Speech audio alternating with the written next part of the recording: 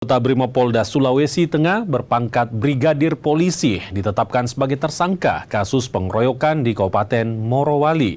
Pelaku mengeroyok korban bersama 3 rekannya hingga merenggang nyawa.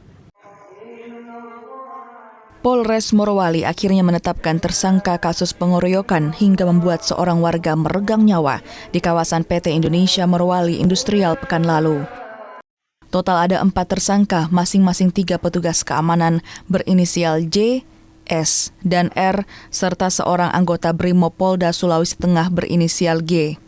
Keempat pelaku mengeroyok korban hingga tewas usai korban ketahuan mencuri sepeda motor.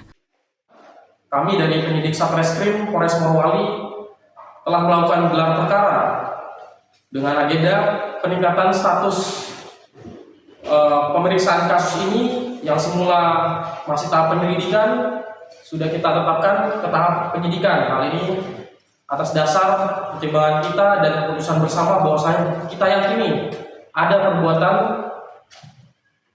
tindak pidana pemukulan secara bersama-sama yang mengakibatkan kematian.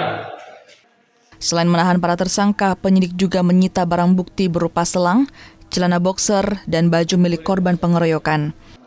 Keempat tersangka kini ditahan di rutan Polres Morowali untuk penyelidikan lebih lanjut.